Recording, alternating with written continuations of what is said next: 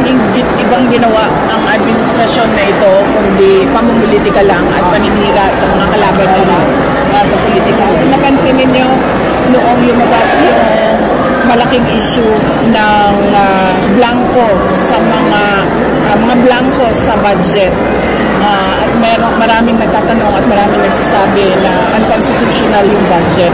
Tinanong kung paano naging legal yung paggamit nila ng pera, puro blanco yung nasa loob ng budget, ay lumabas yung impeachment ko. Yun yun. Tapos, nung nagkaroon ng malaking krimen sa Estados Unidos na merong namatay dahil sa drug overdose, at kung makikita ninyo doon sa police report ay nandoon ang pangalan ni First Lady Lisa Marcos na isa sa mga tao doon sa loob ng kwarto kung saan yung tao ay nag-overdose sa suspected drug overdose sa hotel room, at ang daming nakikitang white powder substance na sinabi doon sa police report ay suspected cocaine din, ay bigla nilang kinuha si Pangulong Duterte. Nung lumabas naman yung kanilang May 1 na 20 pesos ang kilo ng bigas, at syempre dahil hindi naman totoo yung pangako na yon, pambobola lang naman yon sa mga tao, hindi nila kayang i-sustain, ay tinigil kaagad ng May 2, lumabas naman yung complaint ko kay Congressman Pulong Duterte. So nakikita nyo na basta merong nangyari na kanagawan ng administrasyon, ang ginagawa nila ay sinisira nila ang kanilang kalaban sa politika para matabunan yung totoong issue ng bayan. Next question, does the President know about this already? I mean, si President Duterte, does he know about this new issue sa inyo about the Congressman Pulong na pang-atake sa inyo family? Hindi ko alam kasi hindi kami nagkausapan ng Pangulong Duterte, at hindi din kami nagkausap ni Congressman Pulong. Pero nakita ko siya na nagpa-interview siya doon sa labas ng detention center. So baka noong nasa loob siya ay napag-usapan na. So clearly, VP, you believe na this is part of political, again, attack sa inyong mga Duterte? Oh yes ma'am. Sabi ko na nga, every time nagkakaroon sila ng issue, malaking issue na kabalbalan na ginagawa nila, ang kanilang pang-cover sa mga issue na ito ay atakihin yung kalaban nila sa politika. Ano po? From national, or we're talking here of local politics, dyan lang po sa Davao? Hindi, national. Tulad nga na sinabi ko, blanco yung budget, nag-file sila ng impeachment. Ang laking tanong nun kasi blank check yun parang ikaw na ang magsasabi kung paano at saan mo gagamitin yung pera ng gobyerno. Nag-file sila ng impeachment. Nung nagkaroon ng drug overdose at merong namatay sa Amerika, at nandoon sa loob ng kwarto si First Lady Lisa Marcos, at nandoon sa police report, cocaine yung sinasabing nagkalat doon sa kwarto na yon, ay bigla na lang nilang hinila, kinidnap, kinuha, dinukot si Pangulong Duterte. Ngayon naman, 20 pesos ang kilo ng bigas, isang araw lang, tapos na, wala na. Kinalimutan na naman na pangako, ay bigla na lang merong nag-file ng complaint kay Congressman Pulong. Pipi, anong nasabi niyo? Bigas po kasi sinasabi raw po ng Pangulong is parang give way ko sa parang municipal union ng ayuda sa after the election. Kasi kung ayuda ang pinag-uusapan natin, ibig sabihin, meron silang nakikitang pangangailangan sa tao, di ba? Kaya nga nila in-exempt ang AKAP at AIX, ayuda na kailangan ng taong bayan. So lalong-lalo na yung 20 pesos na kilo ng bigas, lalong kailangan ng mga gutom yun. Huwag nilang i-excuse. Hindi talaga nila kaya gawin yan. Hindi sila marunong paano gawin yan. At nagsisinungaling lang sila kasi nagpapanik sila sa pagbagsak ng ratings ng kanilang mga kandidato. Last two questions. Ano reaction mo sa case na nag-file against Pulong, Congressman Pulong? Masyado nang mahaba yung nasabi. Nasagot na, sir. Nasagot na po. Nandiyan yan sa recording ko. Yes, sir. BP, ano masabi mo sa problema ng droga? Lalo po yung malala. Opo, ma'am. Yan ang sinabi ko, ma'am. Kapag ang ulo lulong sa droga, lahat ng kamay at paa, lahat yan magdodroga na rin kasi wala na silang respeto sa authority. Yan yung problema natin ngayon. Lahat ng tao, nagkakanya-kanya na ang mga illegal at kriminal. Mga tulungan yung presidente natin na droga po.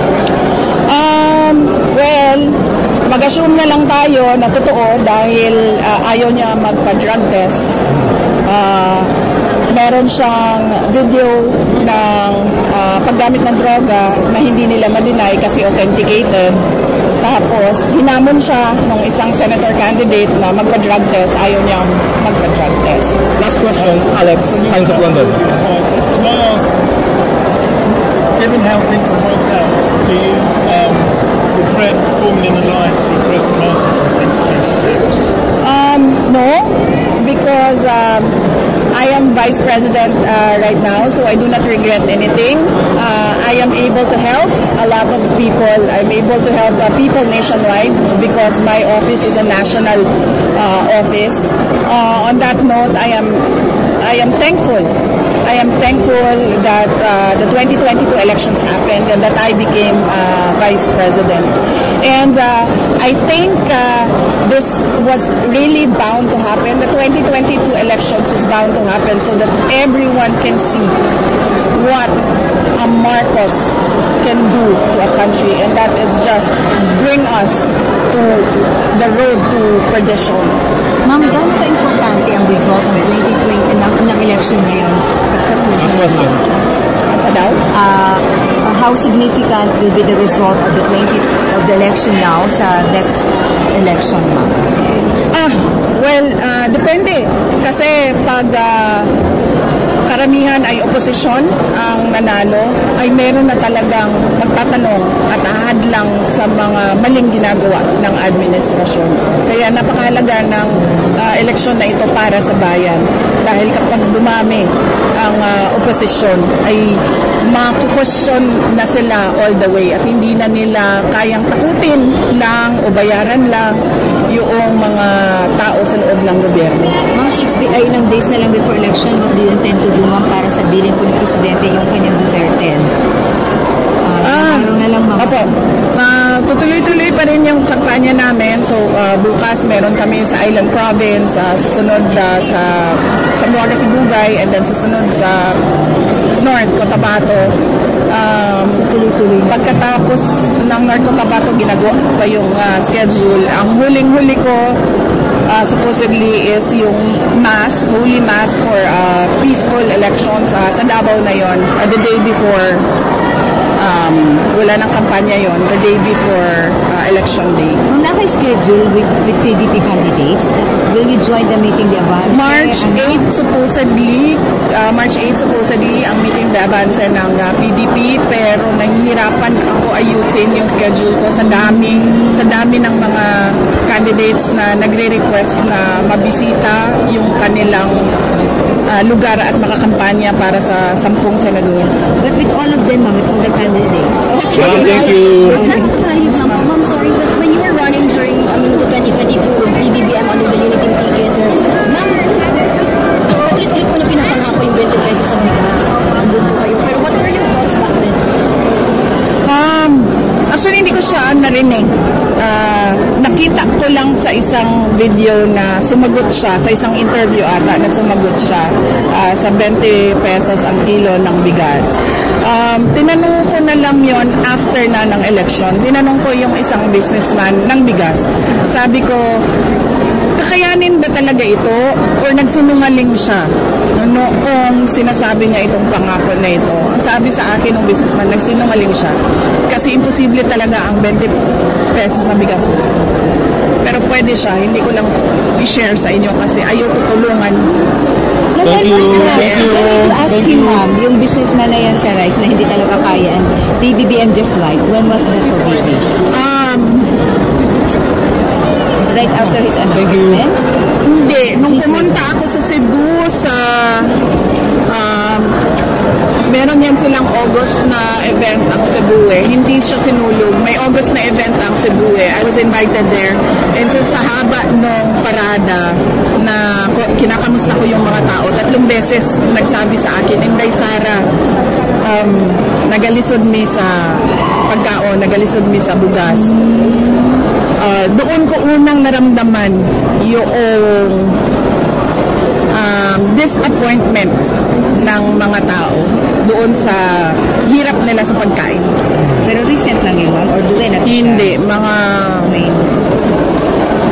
nasa DepEd pa ako nun eh. Yung event na katabi ko, si First Lady, merong pinirmahan sa car. Hindi ko na alam anong event yun. Oo. Okay, Doon thank pa lang you. alam mo nang he can never fulfill the 20 pesos promise. After nun, yes. Nagtanong ako sa isang businessman. Alright. Thank you.